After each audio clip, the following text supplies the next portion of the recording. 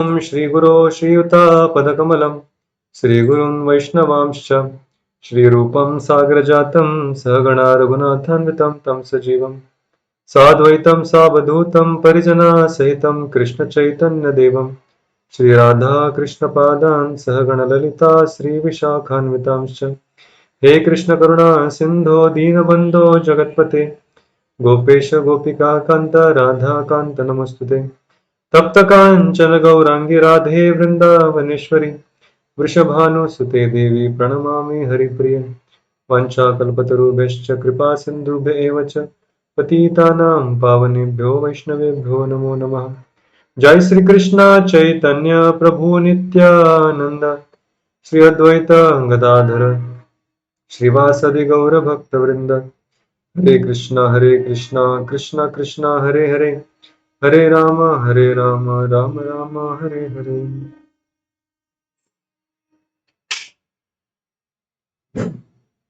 एक मिनट दीजिए मुझे बस।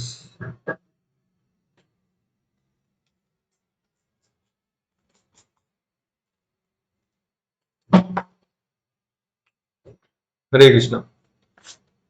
तो हमने शुक्रवार के सत्र में उपदेशामृत के श्लोक क्रमांक 6 का रिवीजन किया था और 7 में हमने चर्चा आरंभ की थी। तो बचे हुए श्लोक को हम अभी देखेंगे। तो अगर 7वां श्लोक आपके सामने है तो आप मेरे भी दोहरा सकते हैं, मेरे साथ गा सकते हैं। स्यात् कृष्ण नाम चरितादिसिताप्य विद्या पित्तोपतप्तरसनस्य न रोचिकानु किन्तु आदरात् अनुदिनं खलु सैव जुष्टा स्वाद्विक्रमात् भवति तद्गदमूलहन्त्री। कोई पढ़ना चाहेगा भाषांतर? किसी के पास पुस्तक है तो? कोई है जिसके पास उपदेशामृत रूप गोस्वामी लिखा हुआ पुस्तक है?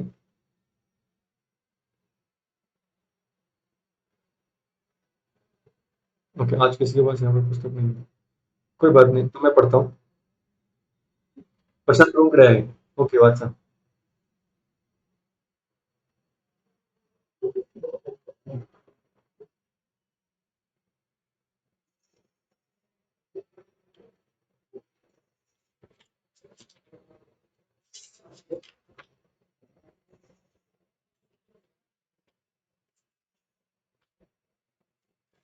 ओके, आपकी आवाज कट रही तो मैं पढ़ता हूँ। हाँ।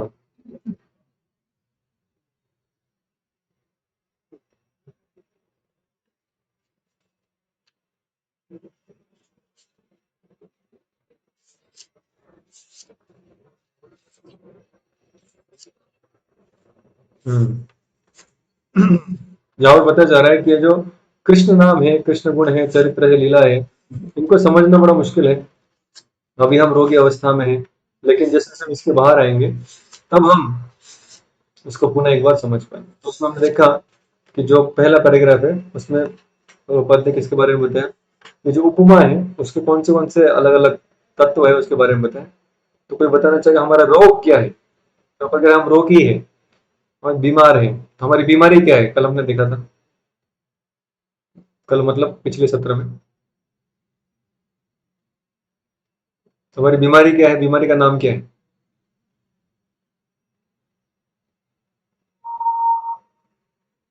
तो अच्छा रहेगा कि आप, क्योंकि ये भक्ति शास्त्र की क्लासेस है, तो अगर आप साथ साथ थोड़ा नोट्स बनाएंगे तो आपको फिर एग्जाम के टाइम पे तकलीफ नहीं होगा, क्योंकि most of the questions will be discussing here only.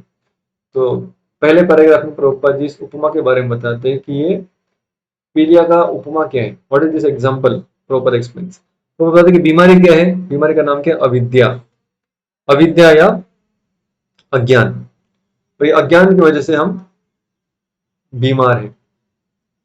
बीमार है तो जब पीलिया का व्यक्ति होता है जिसकी गला कावड़ी जली है, ही कैन नॉट टेस्ट, उसको जो खड़ी शक्कर है वो अच्छी नहीं लगती। तो हमारे लिए खड़ी शक्कर क्या है? अगर बीमारी अविद्या और अज्ञान है तो खड़ी शक्कर क्या है हमारे लिए? कृष्ण का नाम, कृष्ण के गुण, कृष्ण की लीला, कृष्ण कथा, ये सब हमारे लिए खड़ी शक्कर है, जो कि अभी हमें कड़वी लग रही है। और उपाय क्या है? तो जो पीले वाला है उसके लिए उपाय क्या था? वही खड़ी शक्कर जो कि उसको कड़वी लग रही है, उसको प्रतिदिन खाते रहे आदर पूर्वक और नियमित रूप से। हमारी बीमारी के लिए उपाय क्या है कि जो हरिनाम अभी हमें कड़वा लग रहा है, जो कृष्ण कथा हमें कड़वी लग रही है, वो अभी हम नियमित रूप से प्रतिदिन आदर पूर्वक इसका श्रवण, इसका सेवन करते रहें, और इससे हम सुदृढ़ हो जाएंगे। सुदृढ़ हो जाएंगे मतलब क्या? जो व्यक्ति पीला हुआ है उसको वो सुदृढ़ होता है, मतलब क्या कि उसको पुनः एक बार खड़ी शक्कर के जो टेस्ट है ओरिजिनल, उसका आस्वाद होने लगता है। वैसे हम जब ठीक हो जाएंगे तो ये हरिनाम फिर से एक बार हमें अच्छा लगने लगेगा। फिर से एक बार मतलब अभी तक तो हमें याद भी नहीं कि हमने कब हरिनाम टेस्ट किया था। तो जैसे कोई पीलिया का व्यक्ति है, उसने कभी ना कभी तो खड़ी शक्कर खाया है पहले, उसको मालूम है कि मीठी है। अब ये बीमार हूँ इसलिए मुझे इसकी टेस्ट नहीं लग रही है, वो जान सकता है। लेकिन भक्तगण ने पहले कभी हरिनाम का टेस्ट लिया नहीं। कभी तो भगवान ने छोटा मोटा टेस्ट दिया है, लेकिन शुद्ध नाम कभी हमने लिया ही नहीं। लेकिन फिर भी क्योंकि आचार्यगण कह रहे हैं कि ये शुद्ध है, ये पवित्र है, ये मधुर है, मधुरम मधुरेभ्योऽपि मंगलेभ्योऽपि मंगलम, पावनम पावनेभ्योऽपि हरे नाम एव केवलम। तो ये सुन सुनकर गोड़ तुझे रूप, गोड़ तुझे नामा, ये जब सुनते हैं हम आचार्य से, संतों से, तब उस पर विश्वास रखते हैं, हम इस ट्रीटमेंट को लेते रहे, उससे हम ठीक हो जाएंगे। ओके, दूसरा पैराग्राफ। तो मैं जब पहले हमने सीखा था उसका रिवीजन दे रहा हूँ, इसमें थोड़ा जल्दी जा रहा है। तो सेकंड पैराग्राफ 7वें श्लोक का तात्पर्य प्रभुपाद लिखते हैं कि दुराश्रय क्या है। एक तो है हरिनाम का आश्रय लीजिए, दूसरा है अगर आप भगवान से विमुख हो जाते हैं तो फिर आप किसका आश्रय लेते हैं? माया का आश्रय लेते हैं। मैं हमने श्लोक देखा था चैतन्य चरितमृत से, कृष्ण भूलिया जीव भोग वांछा करे, निकटस्थ माया तारे झपटिया धरे। कृष्ण भूलिया, पहले हम क्या करते हैं? कृष्ण को भूल जाते हैं और साथ साथ भोग वांछा करें। कृष्ण को छोड़कर जब हम अपने ही इंडिपेंडेंट एंजॉइंग डिजायर्स करते हैं, क्या होता है फिर? निकटस्थ माया तारे झपटिया धरे। तो भगवान से विमुख होकर सेल्फिश एंजॉयमेंट की इच्छा करना, इंडिपेंडेंट डिजायर करना, उससे फिर ये माया में पकड़ लेती है और फिर हमारा सारा अविद्या और अज्ञान का बीमारी आरंभ होता है, और उस बीमार अवस्था में फिर हरिनाम हमें अच्छा नहीं लगता। तो ये प्रभुपाद ने दूसरे इसमें बताया कि इसको कहते हैं दुराश्रय। प्रभुपाद ने कहा कि इसमें हमारा अनुभव कैसा है? हमारा अनुभव ये है कि हम बहुत संघर्ष करते हैं, गलतियां करते रहते हैं। जब हम अपने बुद्धि से, अपने ईगो के अनुसार जब जीते हैं तो जीवन में बहुत गलतियां करते हैं, और हर एक गलती का हमें परिणाम भी भुगतना पड़ता है। तो इसलिए बहुत जीवन में दुख, कष्ट और संघर्ष चलते रहता है। ऐसे व्यक्ति को जाकर बताएं कि अरे भाई हरिनाम लो, क्यों टाइम वेस्ट कर रहे हो, जीवन थोड़ा बचा है, भगवान का नाम ले लो। जिंदगी जब तक रहेगी फुर्सत न होगी काम से, कुछ समय ऐसा निकालो, प्यार कर लो श्री राम से, या नाम ले लो श्री राम का। तो ये लोगों को हम बताए भी तो लोग बोलते तुम पागल हो, मुझे इसमें कोई रस नहीं है। तो दूसरे के दिए हुए सुझाव को भी वो नहीं मानता। तो ये उसकी स्थिति है, एक्चुअली संघर्ष में है, लेकिन कोई अच्छा सुझाव भी आया है तो उसको स्वीकार नहीं कर पाता। ये हो गया दुराश्रय, जो दूसरे पैराग्राफ में था। तीसरे पैराग्राफ में प्रभुपाद जी बताए कि ऐसे लोग कौन हैं जो भगवान का आश्रय नहीं लेते और माया का आश्रय लेते हैं। ऐसे लोग चार प्रकार के होते हैं। तो हमने देखा था कि 7वें अध्याय में भगवान ने कहा था चार प्रकार के लोग मेरा आश्रय लेते हैं और चार प्रकार के आश्रय नहीं लेते। तो आश्रय न लेने वाले चार कौन से हैं? इसको याद है? हमने श्लोक भी देखा था कल। हम्म मूढ़ा पहला, नमाम निष्कृतनो मूढ़ा प्रपद्यन्ते नराधमा माया अपरत ज्ञान आसुरी। तो ये चार है जो मेरी शरण नहीं लेते। प्रभुपाद कह रहे हैं आजकल के जो लीडर्स है ना, जो भौतिकवादी है, जिनका अध्यात्म का कुछ ज्ञान नहीं, वो चार प्रकार के हैं। और ये क्योंकि मेरा आश्रय नहीं लेते इसलिए सारे अंधे हैं। वे अंधे हैं लेकिन लीड कर रहे हैं, मेरे पीछे आओ, मेरे पीछे आओ, मैं आपको लेके जाऊंगा। कहाँ लेके जाएगा वो खाई में लेके जाएगा सब। तो वो भी अंधा है और उसके पीछे चलने वाले लोग भी अंधे, प्रभुपाद कहते हैं। और ये सारे लोग बीमार अवस्था में है।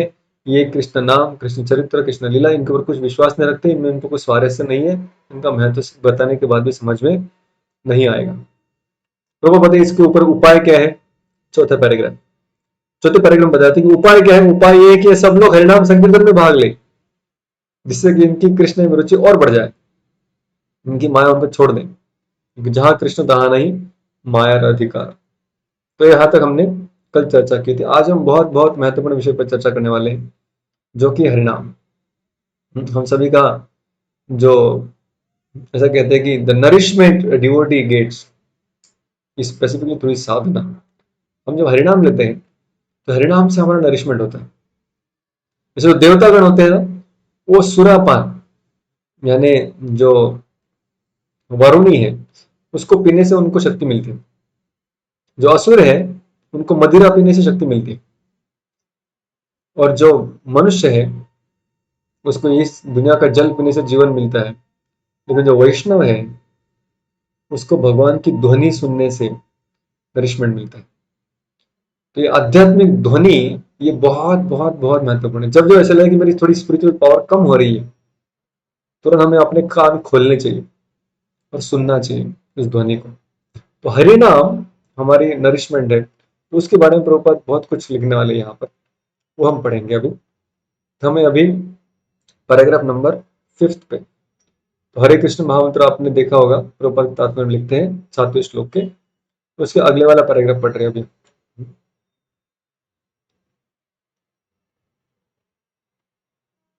वास्तविक भौतिकतेचा रोग हृदयामध्ये आहे. तथापि मन जेव्हा शुद्ध असेल किंवा जर चेतना शुद्ध असेल म्हणजे हृदय जर शुद्ध असेल तर मनुष्याला भौतिक रोगापासून पीडा होऊ शकत नाही. तो सब तकलीफ कहाँ पे है? और हार्ट इज नॉट क्लीन। हमारा हृदय जो है इसके में बहुत गंदगी भरा है, तो वही तकलीफ देता है।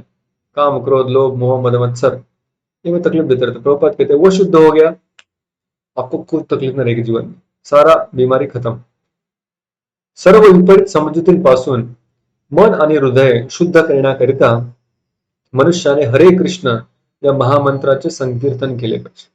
अपने मन में जितने भी गलत धारणाएं हैं, मिसकॉन्सेप्शन है, अज्ञान है, अनर्थ है, तकलीफ है, ये सभी को अगर दूर करना है तो क्या करें? हरे कृष्ण महामंत्र का संकीर्तन करें। जब सब लोग जोर से एक साथ बोलिए हरे कृष्णा कृष्णा कृष्णा कृष्णा हरे हरे, हरे राम राम राम हरे। तो ये हमारे शुद्धिकरण का और बीमारी दूर करने का उपाय है। प्रभुपाद जी आगे लिखते हैं, हे संकीर्तन सोपे आणि हितकारक है। अरे बहुत इजी है। Thank you. तो ये संकीर्तन करने के लिए बड़ा आसान है, सब लोग कर सकते हैं। ठीक है ना? वापस सब लोग अपने म्यूट कर दीजिए। Thank you.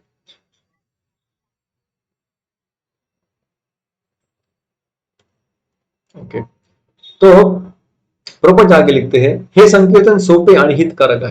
ये बहुत ही आसान तरीका है और बहुत हितकारक है। मतलब कोई चीज जब बहुत महत्वपूर्ण होता है तो उसको पाना बड़ा मुश्किल होता है, लेकिन यहाँ पे ये हितकारी भी है, लेकिन बहुत सुदुर्लभ सुलभ भी है, बहुत आसान भी है करना। प्रभूच्या पवित्र नामांचे संकीर्तन केल्याने मनुष्य भौतिक अस्तित्वाच्या प्रचंड ज्वालांतून तात्काळ मुक्त होतो। जैसे हरिनाम लेंगे तुरंत मुक्त। लेकिन हमारा अनुभव ऐसा है क्या? हम कब से ले रहे हरिनाम, तो कितने मुक्त हुए हैं नहीं जानते। तो भक्तों का कई बार प्रश्न होता है, प्रभु जी 15 वर्ष झाले हरिनाम करतोय, तर 20 वर्ष झाली तोच मंत्र जपतोय, काय फरक पडलेला दिसत नाही कोणामध्ये? त्या भक्तामध्ये, माझ्यामध्ये पडलाय हो तो बघा। कई बार लोग दूसरे में दोष देखते रहते। तो इतने साल हो गए फिर फर्क नहीं पड़ रहा है, क्या है इसका उत्तर? एक्चुअली बहुत सारे लोगों ने प्रश्न पूछा है। प्रभु जी मैं देखता हूँ मेरे से बहुत सीनियर सीनियर लोग हैं, वो इतना हरिनाम लेते हैं, इतना सब कुछ करते हैं, लेकिन फिर भी उनका हृदय शुद्ध नहीं दिखता मुझे। उनके क्रियाकलाप, उनकी बातचीतें, उनकी भक्ति करने का ध्येय, उनके मकसद बड़ी दूषितता इसमें दिखती है। क्यों भला ऐसे? क्यों इनका शुद्धिकरण नहीं हुआ? क्या कमी रह गई? और फिर धीरे धीरे जब वो सीनियर बन जाता है, बिना सोचे समझे, बिना सोचे समझे मतलब जैसे हमारे सुदामा प्रभु है, बड़े मजाकी है, वो कहते हैं कि सीनियर मतलब वो व्यक्ति नहीं जिसने बहुत साल गुजारे, मुझे 10 साल हो गए, मुझे 12 साल हो गए, मुझे 15 साल हो गए। नहीं, सीनियर मतलब वो one who has seen through years, जिसने अपने कानों से देखा है दुनिया, वो सीनियर है। मतलब जिसने श्रवण भी किया है और वो श्रवण से वो अपने दुनिया को देख रहा है, उसको कहते हैं सीनियर व्यक्ति।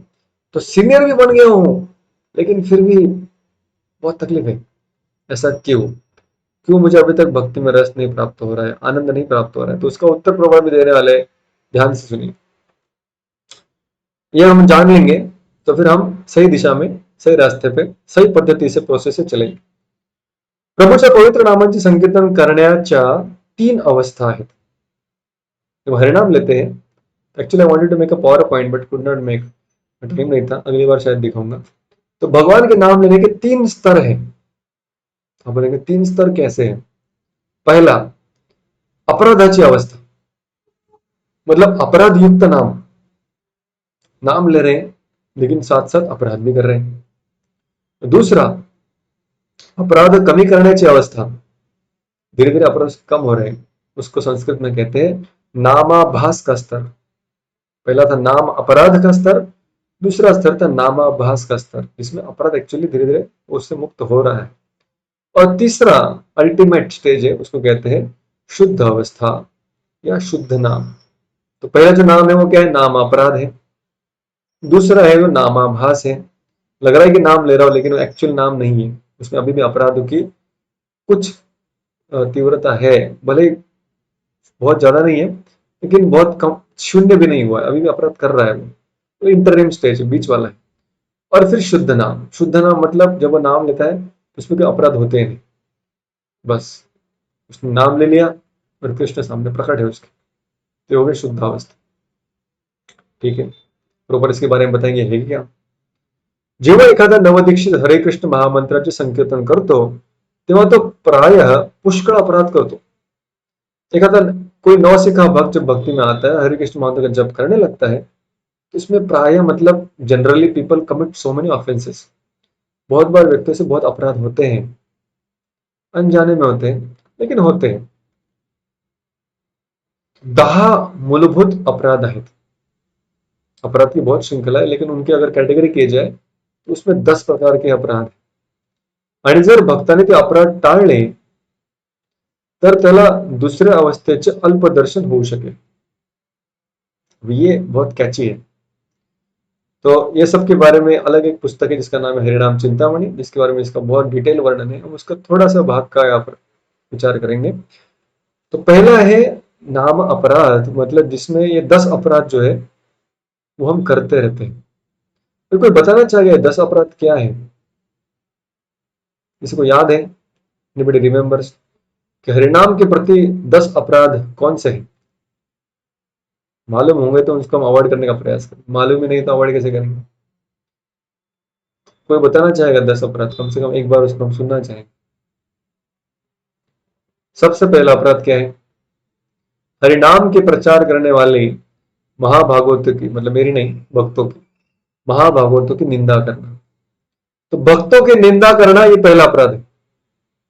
पहला मतलब करने के लिए पहला नहीं, अवॉइड करने के लिए पहला, इसको निकालने के लिए पहला है भक्तों की निंदा. दूसरा, तो भक्तों की निंदा मतलब क्या कि जैसे हमने वैष्णव अपराध हो गया, मतलब ये तो वैष्णव अपराध की व्याख्या तो हमने पिछले श्लोक में देखी, 4 बार पढ़ा उसको. किसी को याद है वैष्णव अपराध मतलब क्या? वो डिटेल में हमने इसके ऊपर चर्चा भी की थी. किसी को एक को याद होगा तो अच्छा होगा कि वैष्णव अपराध करना मतलब क्या करना. कोई बताना चाहेगा?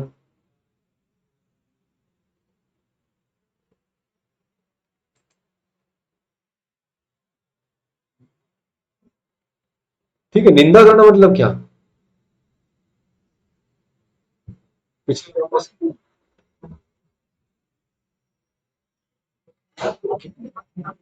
उनकी बुराई करना. ठीक है, वो तो आज आपने हिंदी भाषांतर कर दिया, लेकिन इसका जो कॉन्सेप्ट है वो हमने पिछली बार देखा.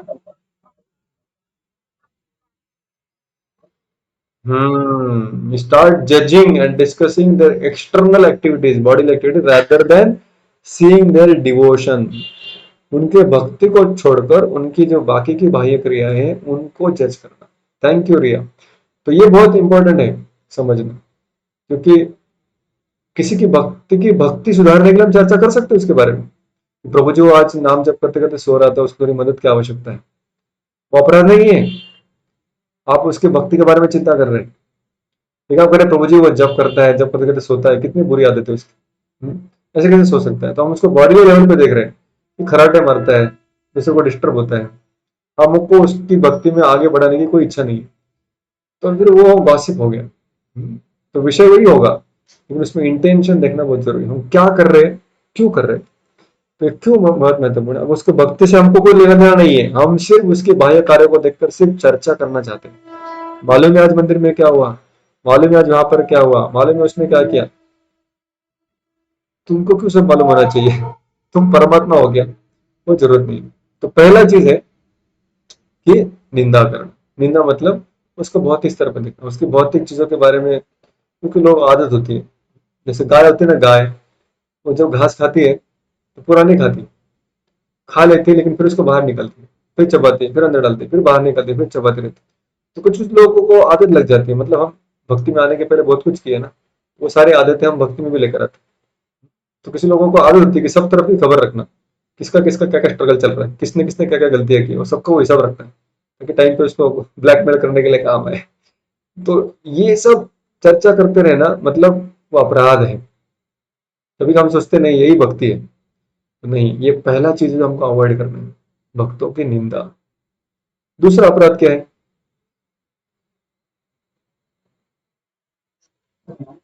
हम्म। पर्सन।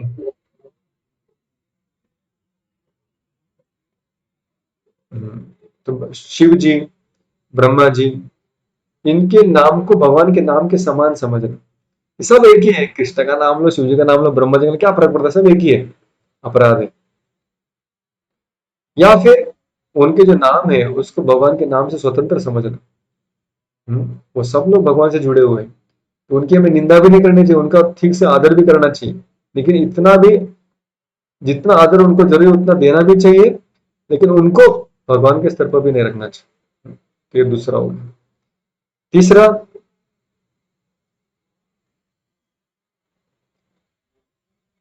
गुरु की अवज्ञा करना।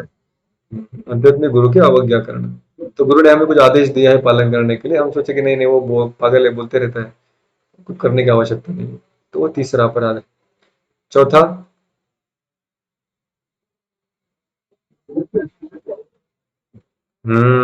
ये बहुत महत्वपूर्ण है। अभी हमको हम बोलेंगे प्रभु जी वैदिक शास्त्र मालूम ही नहीं है, खंडन कहाँ से करेंगे?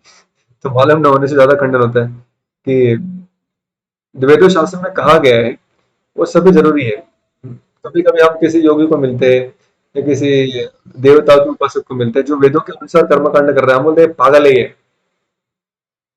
वो पागल कब बनेगा? जब उसके पास भक्ति का ऑप्शन है। क्योंकि जिसके पास भक्ति का ऑप्शन नहीं है वो वेदों के अनुसार कुछ कर रहा है, भले ही फर्स्ट स्टैंडर्ड में होगा, सेकंड स्टैंडर्ड में होगा, हम भले 10th स्टैंडर्ड में पहुंच गए किसी की कृपा से, किसी की मर्जी से, लेकिन फिर बाकी लोग जो अलग वैदिक पाथ को फॉलो कर रहे हैं, वैदिक मार्गों को पालन कर रहे हैं, उनकी निंदा नहीं करनी चाहिए। तो उनका भी, इसलिए वैदिक तत्वों का खंडन करना। पांचवा,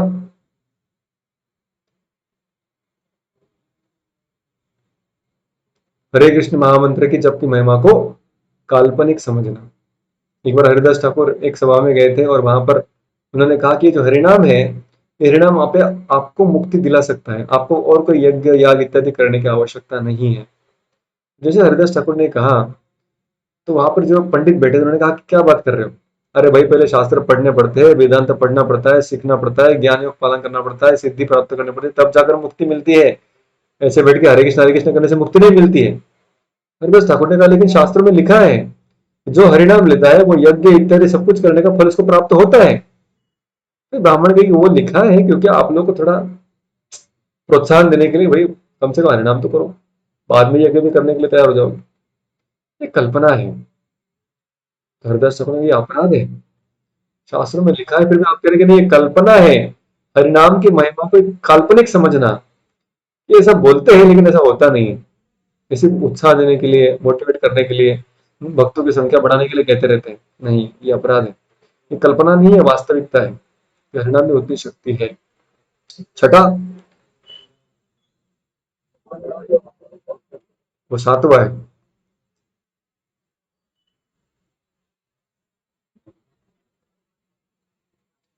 अर्थवाद का आरोप करने, अर्थवाद यानी अर्थ मतलब हेतु, कुछ हमें उससे भौतिक चीज चाहिए। अब हरिनाम ले रहे, लेकिन हरिनाम सोच रहे आज ना 16 माला करता हूँ कल जॉब मिलनी चाहिए, आज 64 करता हूँ कल प्रमोशन होना चाहिए, फिर 128 करता हूँ फिर बॉस बन जाऊंगा, 192 करूंगा रिटायर हो जाऊंगा। तो इस तरह से अगर कोई कहेगा कि हरिनाम लेने से मुझे कुछ भौतिक लाभ मिलेगा, तो वो हरिनाम में अर्थवाद लगाना है, वो भी अपराध है। तो हरिनाम आपकी भौतिक इच्छाओं के लिए नहीं बनाए, हाँ वो दे सकता है, लेकिन हमें वैसी इच्छा नहीं करनी चाहिए। तो अर्थवाद का आरोप करना कि इतना लेंगे तो इतना मिलेगा, इतना लेंगे तो इतना मिलेगा, कर्मठ कांड की तरह, ऐसा नहीं। सातवां, नाम के बल पर पाप करना। कभी कभी भक्ति में आ जाते हैं, लेकिन हमारी बुरी आदतें तो वैसे ही रहती है, और हम सोचते हैं ठीक है ना अभी जब तो कर रहा हूं ना, कम से कम जब करने से वो सारा पाप नष्ट हो जाएगा, मुझे कोई सजा नहीं मिलेगी। जैसे इंद्र, जब उसने 7 दिन तक घमासान वर्षा की, और फिर भगवान ने जब पर्वत उठाया तो वो समझ गए कि अरे भाई ये तो छोटा बालक नहीं, बड़ा अपना तो भगवान निकले तो। और फिर ये तो अभी जस्ट गोवर्धन उठाया, अभी बाहर आकर मुझे भी उठाएंगे, अभी तो मैंने इतना वज्राघात किया था, इन्होंने एक बाण नहीं चलाया, अभी पर्वत नीचे रख के अभी बाहर आ ही रहे हैं, आप भी मालूम नहीं क्या क्या करेंगे मेरे साथ। तो जाकर वो मिल गए भगवान, भगवान को कहा भगवान देखो और दंडित मत करना। भगवान का दंडित किया कि नहीं मैंने अभी तुमको, अभी तो चालू होगा काम। उसने कहा नहीं नहीं माफ कर दीजिए, मुझे दंड नहीं चाहिए। तो कभी कभी सोचते कि हरिनाम लेंगे तो मेरे सारे पाप धुल जाएंगे, तो पाप करते रहेंगे तो भी चलेगा, हरिनाम ले ही रहा हूं ना साथ में। तो ऐसे सोचकर कि हरिनाम क्यों ले रहा हूं, पाप धोने के लिए, वो भी अपराध है। नाम के बल पर पाप करना। आठवां,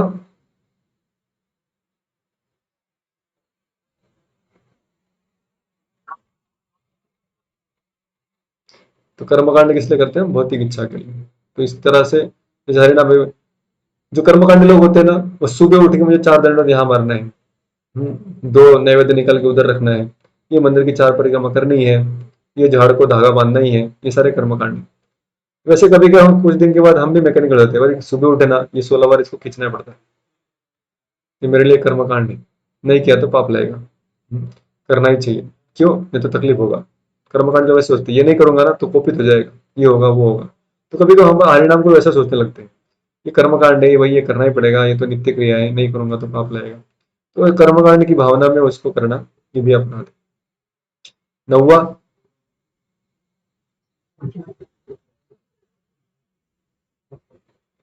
वे आप सब लोग प्रचार करते हैं, किसको प्रचार करते हैं, हम श्रद्धालु को प्रचार करते हैं या अश्रद्धालु को प्रचार करते हैं?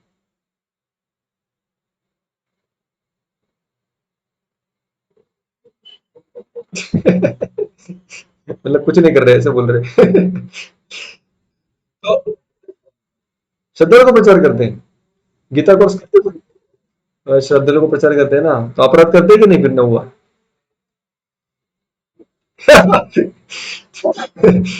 तो यहाँ पे नौवे अपराध में लिखा है कि अश्रद्धालु को हरिनाम की महिमा का उपदेश देना अपराध है।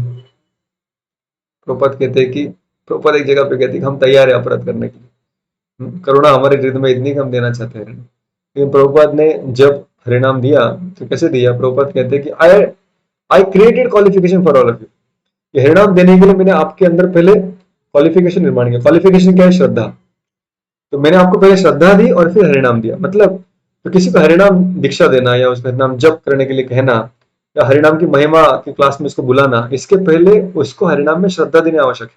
वो कैसे करेंगे हम, पहले उसको प्रसाद खिलाओ, उसके साथ अच्छा व्यवहार करो, थोड़ा उसको फिलोसफी भी सुनाओ, फिर उसको हरिनाम संकीर्तन में भाग लेने के लिए बुला सकते, वो अलाउड है। तो संकीर्तन में जो भाग लेता है तो वो शायद बोलेगा नहीं बोलेगा, लेकिन वो सारा म्यूजिक और वो सब देख के नाउ स्टार्ट्स अप्रिशिएटिंग हरिनाम, और धीरे धीरे अप्रिशिएट करते करते करते एक दिन उसके मन में हरिनाम के प्रति श्रद्धा बन जाती है, और फिर वो हरिनाम के ऊपर उपदेश, सेमिनार और दीक्षा के लिए पात्र बन जाता है। That is called ajnata sukriti leading to shraddha, and then sadhu sang. साधु संग मतलब जहाँ पे साधु उसको शिक्षा देगा, हरिनाम की महिमा बताएगा, लेकिन उसके पहले उसको श्रद्धा होनी आवश्यक है। श्रद्धा के पहले भी साधु संग होता है, लेकिन वो साधु की तरफ से जाता है, और साधु उसका सिर्फ अज्ञात सुकृत जो उसको अच्छा लगे उतना ही देता है पहले।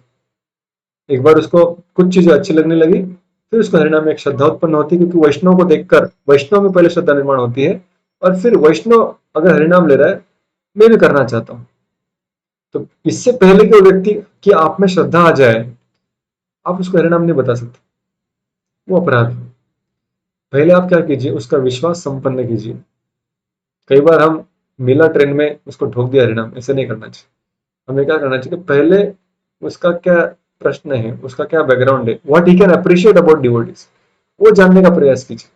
उसको वो पहले दीजिए। फिर उसके बारे में मेरा एक अलग सेमिनार है 3 घंटे का, फिर हम कभी उसके बारे में चर्चा करेंगे कि प्रचार क्या है, how to do preaching, how to approach new people, what exactly happens when we are preaching, what we are exactly trying to give the people. फिर अलग से सेमिनार है, फिर कभी हम लेंगे, दैट इज कॉल्ड एज भक्ति का गूगल मैप। तो भक्ति का गूगल मैप नाम का एक सेमिनार है, फिर कभी हम लेंगे, किसी संडे भागवतम क्लास में ले सकते हैं। तो पहले उनको जो वो अप्रिशिएट कर सके ऐसी चीज देनी चाहिए, when we start they start appreciating devotees, उसके बाद फिर हमें हरिनाम उनको दे सकते हैं। तो अश्रद्धालुओं को सीधा हरिनाम की पट्टी नहीं पड़ानी चाहिए। 10वां है अपराध क्या है।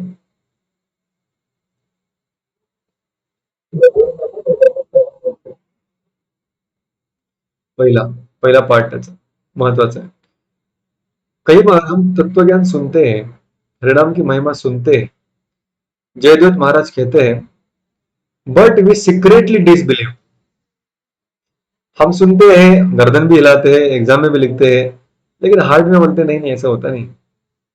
बहुत अंदर की आवाज है वो कभी कभी हमको भी सुनाई नहीं देती, सामने वाले भक्तों को तो सुनाई नहीं देगी, लेकिन वी सीक्रेटली डिसबिलीव। हमारे अंदरूनी हिस्से में हम अविश्वास दिखा रहे हैं। तो पवित्र भगवान नाम में विश्वास न होना, परिणाम ले रहे लेकिन विश्वास नहीं आ रहा, पर विश्वास नहीं है तो क्या करना चाहिए, विश्वास हासिल करना। जिसके पास विश्वास है उसका संग करना चाहिए, हरिनाम के बारे में पढ़ना चाहिए, हरिनाम के बारे में सुनना चाहिए, उसकी महिमा को सुनना चाहिए, ताकि विश्वास और पक्का हो। तो ये पहला पार्ट था उसका। नेक्स्ट पार्ट था हरिनाम का जप कर, हरिनाम का जप चालू किया लेकिन फिर भी हम अपने भौतिक इच्छाओं को संभाले रखे हृदय। तो कई बार हम हरिनाम जप करने लगते हैं, हम जानते हैं कि कुछ चीजें हमें नहीं करनी चाहिए, गलत है वो, और हम चाहे तो हम उसको रोक सकते हैं, लेकिन फिर भी हम उसको रोकने का प्रयास नहीं करते, उसको हम संभाल के रखते हैं। जैसे तिजोरी में लोग धन संभाल के रखते हैं, वैसे लोग अपने हृदय में अपनी भौतिक इच्छाओं को संभाल के रखते हैं। भगवान आपको जो करना है करो, मेरे हृदय को शुद्ध बनाओ, लेकिन वो जो साइड में 2 कचरा रखा है उसको मत निकालना, वो मेरा बहुत फेवरेट कचरा है। ऐसा होता है ना, पूरा रूम साफ कर दो लेकिन वो चीज को हाथ मत लगा, अरे लेकिन वो याद ऐसे पड़ा वो मैं देख लूंगा। वैसे हम हरिनाम करते, भगवान मेरा हृदय शुद्ध करो, पूरा साफ कर दो, सब साफ कर दो, सब निकाल दो। नहीं नहीं, सब मत निकालो, कुछ कुछ मेरा प्राइवेट चीज है उसमें, वो वैसे रखना। वो रहते रहते आप भी थोड़ा जगह बना लेना बैठने के लिए। तो वी समटाइम्स सीक्रेटली डिसबिलीव, कुछ कुछ चीजों को हम बार बार सुनते हैं लेकिन विश्वास नहीं रखते उसको, अपने आप ही उसको उड़ा देते। तो उसका तीसरा पार्ट है, परिणाम के जप करते समय उस पर ध्यान न देना, इन अटेंटिव चैंटिंग। ये तो हमारे बहुत कंट्रोल में है बहुत हद तक, कि हम ध्यान दे या न दे। ध्यान देने का कम से कम प्रयास तो अपने हाथ में है ही। यहाँ पर अभी हम आते हैं हमारे 3 स्टेज पर। तो ये सारे 10 नाम में देखे, लिस्ट इतनी लंबी है कि याद रखना भी मुश्किल होता है, याद ही नहीं रहेगा तो फिर उससे बचेंगे कैसे। इसलिए प्रभुपाद ने मॉर्निंग प्रोग्राम में डाल दिया उसको कि भाई रोज इसको पढ़ो, कि हरिनाम के प्रति 10 अपराध कौन से हैं, और फिर रोज रिमाइंडर देंगे। तो उसको अवॉइड करने का प्रयास करेंगे, अवॉइड कर पाएंगे जानते नहीं। जितनी अपनी स्वभाव में शक्ति है, जितना मन शुद्ध हुआ है, उतने शक्ति के अनुसार हम शायद उसको अवॉइड कर पाएंगे, लेकिन प्रयास तो कर ही सकते हैं। जो व्यक्ति प्रयास ही नहीं कर रहे उसको अवॉइड करने का, उसको कहते हैं नाम अपराध। वो अपराध के स्तर पर है अभी तक। जो प्रयास कर रहा है, उसको याद रख रहा है, रोज पढ़ रहा है और कॉन्शियस है, सचेत है कि भाई इससे मुझे बचना है, ये नहीं करना है, मुझे गलती हो रही है, फिर उसकी याद नहीं नहीं इसको नहीं करना है, प्रयास कर रहा है, प्रामाणिक प्रयास कर, उसको कहते हैं नामाभास।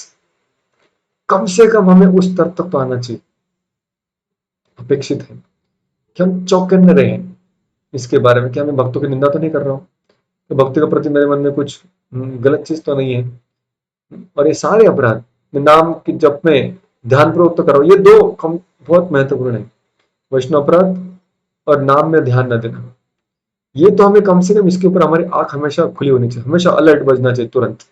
जैसे गाड़ी में पेट्रोल कम होता है, तुरंत गाड़ा जो काटा होता है तो लाल इसमें आ जाता है, तो वैसे ये दो कभी भी हम करें, तुरंत घंटी बजनी चाहिए, ये गड़बड़ हो गया, ऐसा नहीं करना चाहिए, ऐसा नहीं करना है, नहीं बोलना है मुझे वैष्णव की निंदा। कितना भी मन उपसा है, अरे बोल दे, वो भी कुछ बोलेगा उसके बारे में, फिर क्या मजा आएगा, दोनों भी सुनेंगे बस बैठ के उस भक्त की निंदा तीसरे व्यक्ति के बारे में। कोई आवश्यकता नहीं है, इससे हम अपने ही पैरों पे कुल्हाड़ी मार रहे हैं। तो दो चीज हमें अवॉइड करना है, ध्यानपूर्वक जप करने का प्रयास करना है। ध्यानपूर्वक जप मतलब क्या, जैसे हमने उस दिन चर्चा की एकादशी के दिन, ब्रह्म स्तंभ पर्यंतम सर्वं मायामयं जगत सत्यम सत्यम पुनः सत्यम हरिनामेव केवलम। तो इस जगत की सारी चीजें आब्रह्म स्तंभ पर्यंतम सर्वम मायामयम जगत। अरे भाई अभी जप करने के लिए बैठे हो, बाकी सारी माया की चीजें है, वो कभी रहेगी कभी नहीं रहेगी, उसके बारे में बहुत ज्यादा प्राधान्य देने की जरूरत नहीं है। When we are chanting we are just chanting, हमें और कुछ चीज के बारे में टेंशन लेने की आवश्यकता नहीं है। इसलिए समय ही ऐसा निकाल के रखो कि वो सिर्फ जप के लिए है, उसमें और कुछ प्लानिंग व्हाट्सएप मैसेजिंग, हाँ, या फिर यूट्यूब वीडियो बनाना है, ये करना है, कुछ करने का जरूरत नहीं। उसमें सिर्फ हरिनाम करना है, ध्यान पूर्वक जप करना है बस, बाकी सारी चीजें तुच्छ है उसके सामने। दृढ़ कृत्य जगत सर्वम राजते सकलोपरि चिदानंदम मयम शुद्धम हरे नाम एवं केवल। तो उसके सामने सारी चीजें तुच्छ है, तृण कृत्य, तृण के समान है। वो सभी चीजों को अवॉइड करना है, बैठे जप कर रहे पूरा जप कर लो, उतना टाइम भगवान को दे दो, बाकी टाइम पे तो मन भटकते रहता है।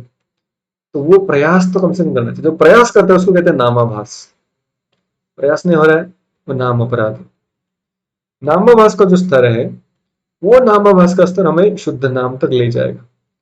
शुद्ध नाम हमारे हाथ में नहीं है, हम नामाभास तक ही हमारी प्रयास को दिखा सकते हैं भगवान को, और शुद्ध नाम फिर भगवान हमें देते हैं, कृपावश मिलता है। और वो जब एक नाम भी लेंगे शुद्ध, तुरंत सद्यो रुद्धि अवरुद्धते अत्र कृतिभी शुश्रूषिभि तत्क्षणात्, उसी क्षण हमारे हृदय में भगवान आकर निवास करने लगते हैं। तो वो है शुद्ध नाम, जिससे कृष्ण तुरंत आकर्षित होते हैं। वो एक नाम जो हमारे सारे पापों का क्षय कर सकता है, वो एक नाम जो कृष्ण का, वो एक नाम जो हमारे सारे कर्म को निकाल सकता है, वो एक नाम कौन सा नाम है? शुद्ध नाम। ना कि नाम अपराध वाला नाम, ना कि नामाभास वाला नाम, किंतु शुद्ध नाम। तो ये समझना आवश्यक है। वो यहाँ पे लिख रहे हैं की 10 मुख्य अपराध आहेत आणि जर भक्ताने ते अपराध टाळले, टाळण्याचा प्रयत्न जरी करा, तर त्याला दुसऱ्या अवस्थेचे अल्पदर्शन होऊ शकेल, तो अगर प्रयास करेगा। ही अवस्था अपराधयुक्त संकीर्तन आणि शुद्ध संकीर्तन यांच्या मधील आहे, इंटरव्यू स्टेज बीच वाला आहे। जेव्हा मनुष्य शुद्ध अवस्थेपर्यंत प्राप्त होतो तेव्हा तो तात्काळ मुक्त होतो, जैसे वो तीसरी अवस्था में आएगा, यानी शुद्ध नाम लेने लगेगा। अब शुद्ध नाम मतलब क्या, इस अवस्था में हम समझ नहीं सकते, क्योंकि हम बीमार हैं, खड़ी शक्कर की टेस्ट अभी नहीं जान सकते। लेकिन उसका एक ग्लिम्स, उसका एक लक्षण क्या है? उसका एक लक्षण ऐसा है कि वो जो व्यक्ति है उसके मन में पूर्ण विश्वास हो जाता है कि हरिनाम और हरि, इनमें कोई भेद नहीं है। ये उसका रियलाइजेशन है पक्का, हरिनाम और हरि इनमें कोई भेद नहीं है, ये वो पूरी तरह से समझता है, 100% गारंटी के साथ वो बोल सकता है। तो वो शुद्ध नाम किस तरह है, अभी हम थ्योरेटिकली कम से कम जानते हैं और याद भी रखना चाहिए कि जब अपराध से मुक्त हो जाएंगे तो फिर ये सारी बाधाएं निकलेगी और फिर शुद्ध नाम प्रकट होगा, जरूर होगा, क्योंकि प्रक्रिया आचरण ने दी है। वो सारा स्टेज जानते हैं, सारा मैप जानते हैं, कहाँ से जाने वाले, क्या अवॉइड करना है, कौन सा रास्ता लेना, लेफ्ट मारना राइट मारना। तो उन्हें 10 चीज लिखा है, ये 10 जगह पे टर्न मत मारना, नहीं मारोगे तो अगला टर्न शुद्ध नाम का आएगा, लेकिन 10 टर्न मारते रहोगे कभी डिजायर्ड डेस्टिनेशन पे नहीं पहुंचोगे। याला भव महादावाग्नि निर्वापण असं म्हणतात। जब शुद्ध नाम लेंगे तो भव महादावाग्नि निर्वापणम, सारे हमारे दावाग्नि जो है, सारे क्लेश जो है, 3 ताप है, आदि दैविक आध्यात्मिक आदि भौतिक, वो सारे नष्ट हो जाएंगे। सांसारिक अस्मितेच्या प्रखर ज्वालांतून तो मुक्त झाला की लगेच दिव्य जीवनाचे आस्वादन करू शकतो। फिर वो शुद्ध नाम के स्तर पर अब वो टेस्ट करने लगे, वो खड़ी शक्कर का उसका आस्वादन लगने लगे, he start enjoying that sugar candy, तभी वो मिठास उसमें उत्पन्न हो। तो अभी हमें मिठास मिलने वाली है, नहीं मिलने वाली। तो सुबह जब अपना माला लेके बैठते हो, मिठास की अपेक्षा मत कीजिए, मिठास आने के लिए भी टाइम है, अभी थोड़ा खट्टापन ही लगेगा क्योंकि बीमार है। तो रूप गोस्वामी क्लियरली बता रहे कि भाई अभी खट्टा लगने वाला है, अनरियलिस्टिक एक्सपेक्टेशन मत रखो, अभी ट्रीटमेंट की तरह लो इसको, जैसे दवाई कड़वी होती है फिर भी खाते रहते, खाते रहिए, अभी आप अपराध के स्टेज में, कम से कम नामाभास के स्तर पर जाने का प्रयास कीजिए, वहां से फिर शुद्ध नाम यानी पूर्ण स्वस्थ अवस्था में पहुंचोगे, फुल हेल्दी कंडीशन, और फिर आपको ये हरिनाम का आस्वादन लगने लगेगा। अगले पैराग्राफ में वो लिखते हैं कि यही, इसके लिए तो मैंने इस्कॉन बनाया। प्रभुपाद भी लिख रहे हैं यहाँ पर कि इस्कॉन बनने का मुख्य कारण क्या है, क्यों इस संस्था का निर्माण किया। एकंदरीत निष्कर्ष असा आहे की भवरोगातून मुक्त होण्याकरता मनुष्याने हरे कृष्ण महामंत्र संकीर्तन केलेच पाहिजे। कृष्ण भावना आंदोलनाचे विशेष करून उद्दिष्ट, इंपॉर्टेंट लाइन मार्क कीजिए, इसको लिख लीजिए, एग्जाम में भी आने वाला है, और इस्कॉन को आगे लेके जाना है, इस्कॉन को संभाल रहे हैं, इस्कॉन में रहना है, यहाँ पे क्यों आए हैं, क्यों संभाल रहे संस्था को, उसको समझ लीजिए। कृष्ण भावना आंदोलनाचे विशेष करून उद्दिष्ट असे वातावरण निर्माण करण्याचे आहे की ज्यामध्ये लोकांना हरे कृष्ण महामंत्राचे संकीर्तन करता येणे शक्य होईल।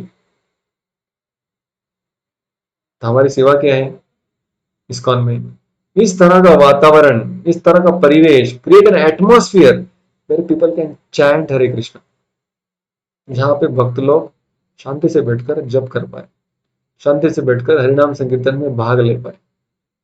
वो अगर नहीं कर पा रहे तो प्रभुपाद ने जिस उद्देश्य के लिए ये संस्था चालू की, वो उद्देश्य अधूरा रह जाएगा। हम भी यहाँ पर आए हैं, तो Prabhupada what he is offering us, Prabhupada हमें क्या देना चाहते हैं इस संस्था के माध्यम से, हरिनाम जप का वातावरण, वो हमें हासिल करना यहाँ पर आता। और या हम मैनेजमेंट पोजीशन पे है, या हम वरिष्ठ भक्त है, या परिवार के सदस्य है, तो हमें बाकी हमारे जो आश्रित लोग हैं, हमारे मेंटीज होंगे, काउंसलिंग होंगे, या प्रोग्राम में आने वाले लोग हैं, नए लोग होंगे, उन सभी को क्या देना है, हमें हरिनाम जप करने के लिए, हरिनाम संकीर्तन करने के लिए एक अच्छा वातावरण, बस और कुछ नहीं देना। वही प्रभुपाद हमें देना चाहते। मनुष्याने विश्वासपूर्वक प्रारंभ केला पाहिजे, आणि या संकीर्तनाने जेव्हा तो विश्वास वृद्धिंगत होईल तेव्हा तो मनुष्य या संघाचा सदस्य होऊ शकतो। तो जिसको ये चीज चाहिए वो इस्कॉन का मेंबर है। कई बार लोगों ने मुझे मेंबर बना लो प्रभु जी, मतलब क्या मेरा भी नाम डाल दो प्रसादम की लिस्ट में? नहीं, मेंबर बनना मतलब प्रसाद तो मिलेगा ही, वो तो सबको मिलता है, लेकिन सच्चा मेंबर कौन है, जो हरिनाम नहीं लेता उसको प्रसाद देते ही हम, वो प्रसाद तो कोई प्रॉब्लम नहीं, लेकिन मैं नहीं देता, प्रभुपाद देते हैं। लेकिन जो प्रभुपाद यहाँ पे मेंबर कब बनेगा, इस्कॉन का मेंबर मतलब क्या, जो इस हरिनाम में विश्वास दिखा रहा है और इस हरिनाम की प्रक्रिया को ले लिया है, और उसको प्रक्रिया को कर करके अभी उसको इस हरिनाम में विश्वास और बढ़ते बढ़ते जा रहा है, ही इज मेंबर। ना कि जो सिर्फ आके मंदिर देख के गया, थोड़ा डोनेशन में देख के गया, हाँ उसने भी अपना एक अकाउंट बढ़ाया भक्ति की तरफ, लेकिन अभी तक वो मेंबर नहीं बना। तो मेंबर, क्योंकि लोग पूछते हैं मेंबर बनने के लिए क्या करना होगा, उनको लगता है कुछ धनराशि देनी होगी या फिर कुछ कमिटमेंट करना होगा, तो बात कह रहे कुछ नहीं भाई, हरिनाम लो, जप करो ठीक से, संकीर्तन में भाग लो, इतना करो, आप मेंबर है। तो जितने लोग ज्यादा हमको हरिनाम करते हुए दिखेंगे वो हमारा सक्सेस है, ताकि हम प्रभुपाद को खुश कर पाए। इसलिए हर मंदिर में जाएंगे, हमारे मंदिर में जाएंगे तो कहीं पर भी सब मंदिर में एक लिस्ट होता है कि कितने भक्त हैं हमारे पास वो हरिनाम संकीर्तन करते हैं, कितने भक्त हैं जो हरिनाम का जप करते हैं। ये हमारा धनराशि है, ये हमारा तिजोरी है कि कितने लोग हरिनाम ले रहे हैं। सभी के पास ये डेटा होना आवश्यक है, कितने लोग हरिनाम ले रहे हैं। तो क्योंकि प्रभुपाद की वो इच्छा है, वो इस्कॉन से, इस संस्था से वो लोगों को देना चाहते हैं। आम्ही सर्व जगभर संकीर्तन मंडळे पाठवितो, आणि त्यांचा असा अनुभव आहे की जगाच्या अगदी दूरतम भागांमध्ये जेथे कृष्ण संबंधी कोणाला ज्ञानही नाही, तेथे सुद्धा हरे कृष्ण महामंत्र आमच्या शिबिराकडे हजारो मनुष्यांना आकृष्ट करतो। काही क्षेत्रामध्ये लोक आपल्या मस्तकाचे मुंडन करून हरे कृष्ण महामंत्र संकीर्तन करून महामंत्र ऐकल्यावर थोड्याच दिवसात भक्तांचे अनुकरण करू लागतात। हे जरी नुसतं अनुकरण जरी असेल, परंतु चांगल्या गोष्टींचे अनुकरण इष्टच आहे, अपेक्षित आहे। अनुकरण करणारे काही लोक आध्यात्मिक गुरुकडे दीक्षाही घेतात, आपली आवड पुढे प्रकट करतात, आणि शेवटी ते लोक दीक्षा घेणे करता स्वतःला समर्पित सुद्धा करतात। तो मतलब ये सारी शुरुआत होती है हरिनाम से। हमारा अनुभव, जगत के कौन से भी कोने में जाओ, हरिनाम करो, लोग को पसंद आता है, तो हरिनाम में भाग लेते हैं, फिर जप करना आरंभ करते हैं, जप करते करते वो शुद्ध हो जाते हैं, और फिर बाद में धीरे धीरे धीरे गुरु का भी अनुग्रह स्वीकार करते हैं। ये शुरुआत कहाँ से होती है, हरिनाम से। ये संस्था का उद्देश्य है। ठीक है, अगले पैराग्राफ में जाते हैं। तो अगला जो पैराग्राफ है उसमें प्रॉपर बताते हैं। ये पैराग्राफ, दो पैराग्राफ को साथ में मिलाऊंगा मैं, 7वां और 8वां पैराग्राफ जो है वो भक्ति में किस तरह से व्यक्ति आगे बढ़ता है। तो ये गूगल मैप इसमें थोड़ा सा आ रहा है, इसका स्टेशन का नाम आ रहा है। भक्ति में हमें पहुंचना है, आखिरी स्टेशन है कृष्ण प्रेम। लेकिन वो स्टेशन आने के पहले बाकी भी स्टेशन आएंगे ना बीच में। ऐसा नहीं कि आखिरी स्टेशन लास्ट आएगा, बीच में भी स्टेशन आते हैं, तब पता चलता है कि मैं आगे बढ़ रहा हूँ, एक एक स्टेशन पार कर रहा हूँ। तो इसमें 9 स्टेशन है। वो जानता है क्या स्टेशन के नाम क्या है, कौन से स्तर है जिसमें से भक्त आगे बढ़ता है। उसमें से कुछ हमने चर्चा की ऑलरेडी। सबसे पहले एंट्री, पहला है श्रद्धा। दूसरा क्या है, किसी को भी नहीं मालूम? साधु संग, बराबर। थैंक यू माता जी, थैंक यू प्रभु। तो पहला श्रद्धा, उसके बाद साधु संग। श्रद्धा मतलब विश्वास हो गया कि भाई भक्ति करनी चाहिए। दूसरा है साधु संग, चलो अभी मुझे वैष्णव का संग की आवश्यकता है, खुद जाकर वैष्णव का संग कर रहा है। जैसे कि पहले तो वैष्णव पकड़ पकड़ के लेके जाते थे प्रोग्राम में, वो साधु संग नहीं है। अब ये खुद अपने प्रयास से साधु संग करने आता है, उसको कहते हैं साधु संग। तो पहला श्रद्धा, दूसरा साधु संग, तीसरा भजन क्रिया। भजन क्रिया मतलब अभी वो माला हाथ में ले लिया, अभी उसका खुद का पर्सनल साधना, पर्सनल भजन आरंभ हुआ। अभी वो पढ़ना आरंभ कर दिया, सुनना आरंभ कर दिया, जप करना आरंभ कर दिया, तो भजन क्रिया अभी उसकी प्रोसेस आरंभ हो गई। Now the machine starts revolving. फिर क्या होगा, अनर्थ निवृत्त हो गए। तो जैसे वॉशिंग मशीन चालू होगा, घर घर घर घर घर घर घर आवाज आएगा, सिर्फ आवाज नहीं आता, साथ में कपड़े भी साफ हो जाते हैं। ठीक है ना? तो वैसे हम बैठे हैं सुबह सुबह, हरे हरे कृष्ण कृष्ण हरे हरे राम राम राम राम हरे, आवाज आ रहा है, सिर्फ आवाज नहीं आ रहा है, सिर्फ मुंह नहीं दुख रहा है, अंदर साफ सफाई भी चल रहा है। तो वो अनर्थ निवृत्ति, जो पूरा चला जाएगा अनर्थ प्राय, यानी ऑलमोस्ट, मतलब पूरी तरह से ऑलमोस्ट चला ही गया, उसको कहते हैं अनर्थ निवृत्ति स्टेज को प्राप्त किया। और एक बार अनर्थ निकल जाएंगे तो अगला स्टेज क्या आएगा, निष्ठा। निष्ठा मतलब इसकी श्रद्धा इतनी पक्की हो जाएगी, अभी नो फॉल बैक, अभी वो उसका दृढ़ विश्वास हो जाता है। दृढ़ विश्वास कैसे पता चलता है, निष्ठा स्तर का सिम्टम है, लक्षण है कंसिस्टेंसी। वो जो भी करता है कंसिस्टेंसी उसमें, कभी करता है कभी नहीं करता है, ऐसे नहीं। जब मतलब उसका रोज होना ही है। ऐसे नहीं कि प्रभु जी आज 64 कर लिया, अभी 4 दिन करने की आवश्यकता नहीं, अभी थक भी गया हूँ और 4 दिन का कोटा भी कंप्लीट हो गया। तो ऐसे वो बात नहीं करता। निष्ठा मतलब कंसिस्टेंसी, रोज जितना करता है रोज करता है, जो भी सुनता है स्लॉट फिक्स है, जो प्रचार करता है फिक्स है, कंसिस्टेंट है। और दूसरा सिम्टम है, लक्षण है attentiveness, is very very attentive, what ever he does, जो भी करता है उसे बहुत ध्यानपूर्वक करता है। डिटी वर्शिप करता है, ध्यानपूर्वक करता है। भक्तों के साथ आदान प्रदान करता है, ध्यानपूर्वक करता है। कुछ भी बातें करता है, ध्यानपूर्वक करता है। जब करता है, ध्यानपूर्वक करता है। तो दो लक्षण निष्ठा के क्या है,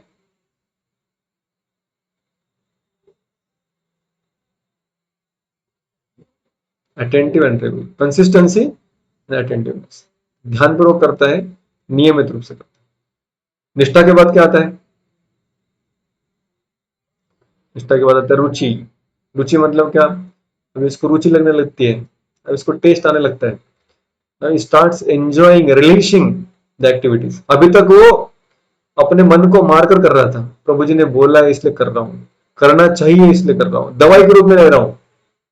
लेकिन अभी उसको अच्छा लगने लगा। कोई कहेगा भाई छोड़ दो, नहीं नहीं मजा आ रहा है यार, करने दो, थोड़ा और 2 माला करता हूँ, और 4 माला करता हूँ, अभी 16 करता हूँ, अच्छा लगने लगा उसको। उसके बाद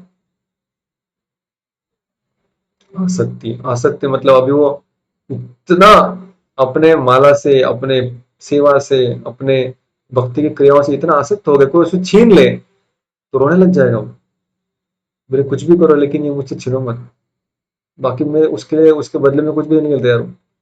आसक्त हो जाता है वो। तो मैं ये छोड़ नहीं सकता, भक्तों का संग, श्रीमद् भागवतम श्रवण, धाम में निवास, या हरि नाम का सेवा या अर्चन गुरु की सेवा, ये मैं छोड़ नहीं सकता। अभी मुझे इससे आसक्ति हो गई। और कई सारे भक्त इस स्तर पर है इस्कॉन में, ऐसा नहीं कि नहीं है। तो आसक्ति, और आसक्ति के बाद, आसक्ति के बाद आता है भाव।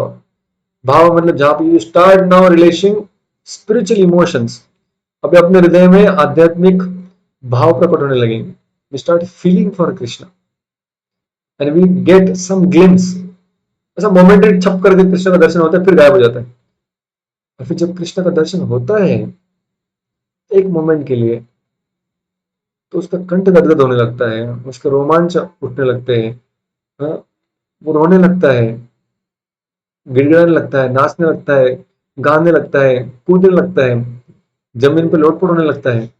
ये क्या है, ये भाव कहते हैं इसको। क्योंकि भगवान थोड़ी देर के लिए दिखते हैं और फिर तुरंत चले जाते हैं, तो बड़ा दुखी होता है और उसकी आतुरता इतनी बढ़ती है कि भगवान अगर चले ही जाना था तो मुझे दिखाए क्यों दर्शन। और इस अवस्था में वो भगवान को बहुत जोर से पुकारने लगता है, बहुत उसकी आतुरता बढ़ जाती है। और वो जो उसकी आतुरता की अग्नि है, उसके हृदय में जो भी छोटा मोटा कचरा बचा है ना, तिनके के जैसा, सब कुछ जल के भस्म हो जाता है। अब उसके हृदय में कुछ भी अनर्थ नहीं बचता उस तीव्रता के कारण। और फिर वो आखिरी स्टेज पे पहुंचता है, उसका नाम क्या है? प्रेम। तो वो प्रेम तक पहुंच जाता है। तो चालू हुआ श्रद्धा से और अंत हुआ प्रेम में। अंत नहीं हुआ वहां से, और अगला आरंभ होता है भगवान की सेवा में। तो श्रद्धा, साधु संग, भजन क्रिया, अनर्थ निवृत्ति, निष्ठा, रुचि, आसक्ति, भाव और प्रेम, 9 हो गए। तो अभी यही स्टेजेस के बारे में प्रभुपाद ने 2 चैप्टर्स में या 2 पैराग्राफ में बताते हैं। मैं पढ़ता हूं, आप सुनिए, या आप पैराग्राफ देखेंगे हम। जर मनुष्याला खरोखरीच आस्था असेल तर तो दीक्षित केला जातो आणि त्याच्या या अवस्थेला भजन क्रिया असे म्हणतात। तो पहिले हरिनाम लेता है, श्रद्धा उत्पन्न होती, भक्तों का संग करता है, अभी भजन क्रिया आरंभ हो। त्यानंतर तो नियमितपणे हरे कृष्ण महामंत्राचा 16 माळा दररोज जपून अवैध काम त्याग, मादक पदार्थांचा त्याग, मांसाहाराचा त्याग करतो, जुगाराचा त्याग करतो आणि याप्रमाणे त्याग करून तो प्रभूच्या भक्तीत वस्तुतः प्रवृत्त होतो। अभी वो फिक्स हो गया। भजन क्रियेमुळे मनुष्य भौतिक जीवनाच्या दोषांपासून आता मुक्त झालाय। त्यानंतर मांस आणि कांदे यापासून बनवलेल्या तथाकथित स्वादिष्ट पदार्थांची रुची घेण्यास रेस्टोरेंट किंवा हॉटेलमध्ये कधीही जात नाही। एक स्टेज के बाद वो नहीं जाएगा, भले अभी जाता रहेगा, लेकिन अगर उसका जब चालू है तो उसका होटल छूटेगा। लेकिन उसका होटल नहीं छूट रहा है, मतलब उसकी माला छूट गई है। उसको पूछने की जरूरत नहीं कि आप जब कर रहे कि नहीं कर। ये बहुत क्लियर प्रॉपर बता रहे कि उसका धूम्रपान, उसका चाय, उसका कॉफी, उसका रेस्टोरेंट, उसका होटल सब छूट जाएगा अगर उसका प्रोसेस कंटिन्यू है। लेकिन प्रोसेस कंटिन्यू नहीं है तो उससे आप फुकट में अपेक्षा मत कीजिए कि उसका ये बंद होगा, वो बंद होगा, और उसको जबरदस्ती उसका छोड़ाइए भी मत, क्योंकि उसमें शक्ति ही नहीं है। वो स्पिरिचुअली वीक है, वो स्पिरिचुअली माल नरिष्ड है, उससे अपेक्षा नहीं कर सकते क्योंकि वो अगला स्तर है। पहले तो उसको बेसिक चीज फॉलो करना पड़ेगा। बेसिक नहीं करेगा तो ऊपर से वो भक्ति का आडंबर नहीं रचा सकता। He cannot just externally pose himself as a devotee without following the internal process। तो बहुत क्लियर है। फिर तो ऊपर लिखते हैं, फिर वो अवैध काम भोगापासून प्रवृत्त होतो, एवढेच नव्हे तर तो काम भोगमय जीवनाचा संपूर्ण निषेध करतो। तसेच सट्टेबाजी, जुगार याच्यामध्ये आपला वेळ व्यर्थ घालवत नाही। ज्याप्रमाणे असे समजावे की मनुष्य अनिष्ट गोष्टींपासून मुक्त होत चालला है। ये कब होगा? जैसे जैसे वो अनर्थ की stage cross cross cross cross करते आगे जाएगा। अनर्थ बहुत बड़ा स्टेज है, उसमें जाने के लिए टाइम भी लगता है। अनर्थ या शब्दावरून अनिष्ट गोष्टींचा बोध होतो। जेव्हा मनुष्य कृष्ण भावना आंदोलनात सामील होतो तेव्हा तो अनर्थानं विजय मिळवतो। कोई डाउट नहीं इसमें प्रभुपाद के वाक्य में, विजय प्राप्त होगा, प्रोसेस को फॉलो करना होगा। दवाई नहीं लेंगे तो खांसी बंद नहीं होगा। फिर आगे लिख रहे, जेव्हा मनुष्य अनर्थातून मुक्त होतो तेव्हा तो कृष्ण भावनेच्या क्रियाकलापात स्थिर होतो। अनर्थ मृत्यु के बाद स्टेज कौन सा था?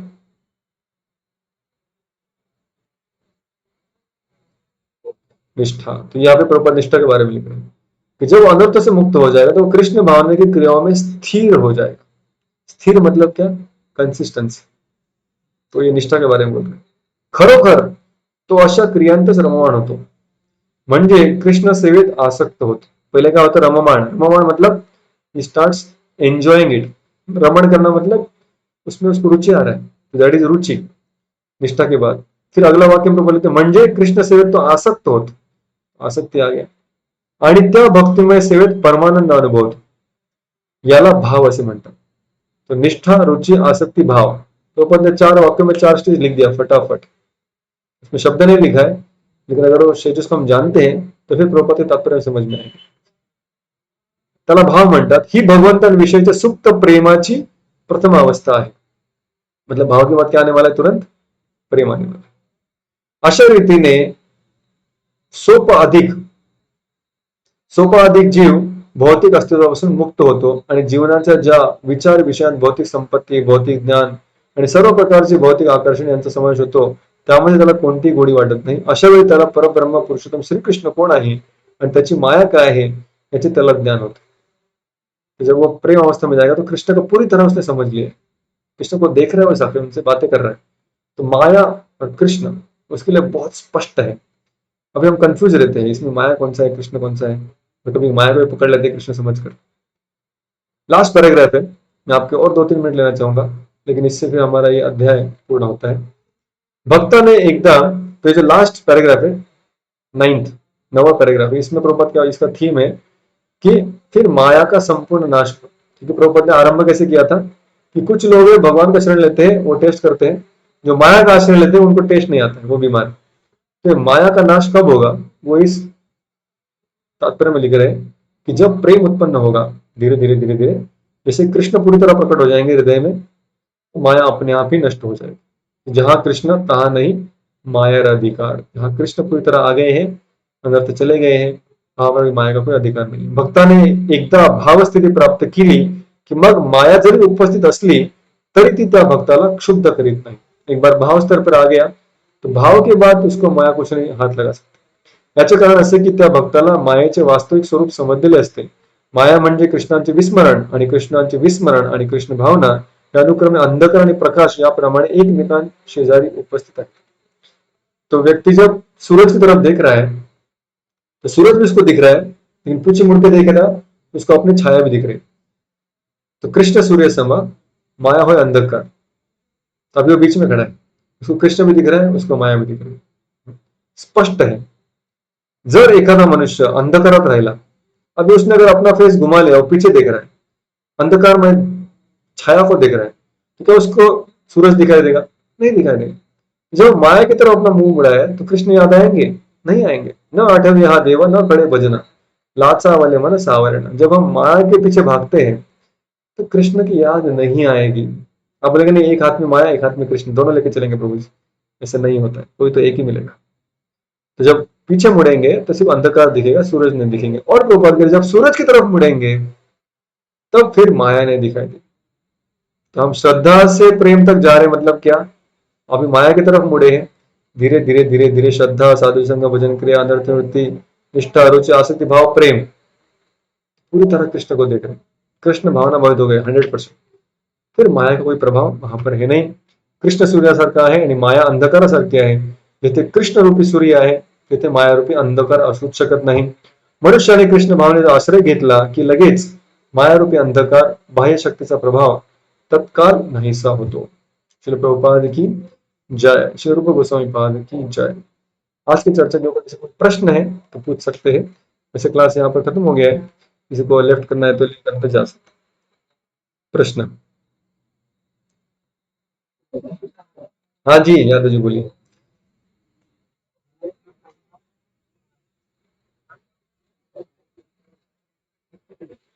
हम्म।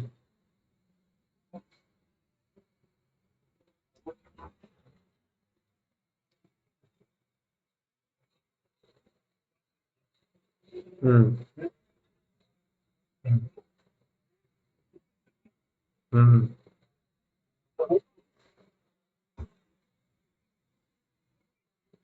हम्म। तो प्रभुपाद ने पहले क्या किया, प्रभुपाद ने उनको भक्ति के बारे में बताया नहीं। प्रभुपाद ने उनको पहले भक्ति के कार्यों में लगाया। अभी दोनों में फर्क है। जैसे कि किसी को कहना कि "ये प्रभु जी ये प्रसाद खाइए", उसको कुछ प्रॉब्लम नहीं, वो खा लेगा। लेकिन उसको बोलेंगे कि प्रभु जी ये क्या खा रहे हो, पता है, 1 मिनट रुको रुको रुको, खाओ मत, पहले समझ लो ये क्या खा रहे हो।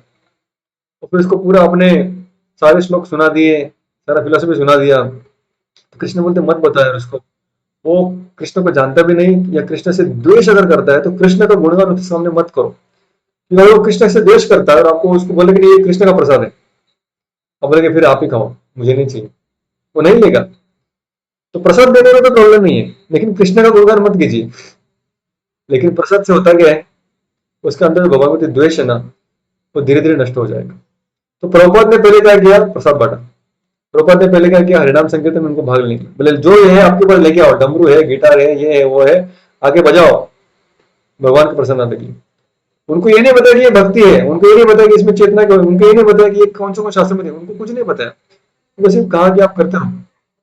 उससे क्या हो गया, उनके जो अंदर द्वेष था, आत्मा का जो भगवान का द्वेष था, वो द्वेष नष्ट हो गया। और उनकी प्रभुपाद में, और फिर प्रभुपाद के संदेश में उनकी श्रद्धा उत्पन्न हो गई। और उसके पश्चात फिर प्रभुपाद ने उनको संदेश दिया। और पालन करने के लिए कहा।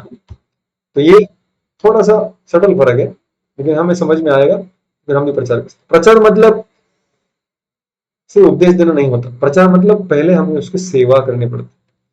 और सर्व पीपल, उनका पहले आप विश्वास जीत लो, उनका विश्वास जीतेंगे, उसके बाद ही हम उनको भगवान के बारे में, भक्ति के बारे में बता सकते हैं। उसके पहले आप पट्टी पढ़ना चालू करेंगे, उनको आपके ज्ञान से और आपके कृष्ण से कुछ लेना देना नहीं। Unless and until you care for people, people don't care how much you know. आपके ज्ञान की पट्टी सुनने के लिए उनको कोई इंटरेस्ट नहीं है, अगर आप उनकी चिंता नहीं करते। तो पहले तो आपको उनकी चिंता करनी पड़ेगी, उनकी सेवा करनी पड़ेगी, उनको खिलाना पड़ेगा, उनकी जो भी तकलीफ है उसको सॉल्व करना पड़ेगा, तब जाकर उनकी आप में श्रद्धा आएगी, और उसके बाद हम उनको हरिनाम दे पाएंगे। तो जो भक्तों को हृदय में करुणा है, वो ये सारी चीजें करने के लिए तैयार हो जाते हैं।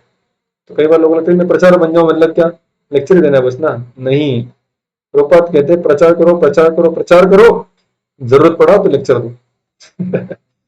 ठीक है? और किसी कुछ प्रश्न है?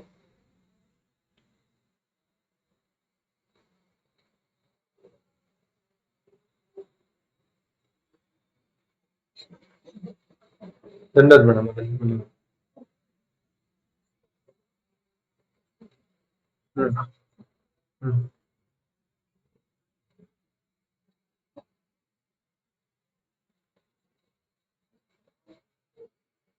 आदर म्हणजे सुरुवातीला श्रद्धा आहे असं, स्टार्ट विथ श्रद्धा.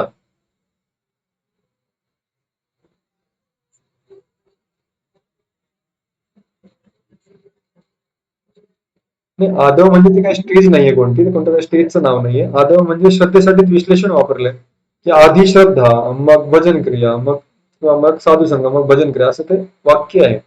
आदव म्हणजे आधी. हरे कृष्णा, बहुत बहुत धन्यवाद सभी का। तो ये रिकॉर्डिंग हो गया है, सभी को भेजा जाएगा। Thank you very much. शिल प्रभुपाद की जय, शिल रूप गोस्वामी पाद की जय, निताई गौर प्रेमानंदे, हरि हरि बोल। तो अगले शुक्रवार को हम सब मिलेंगे शाम को 7:30 बजे।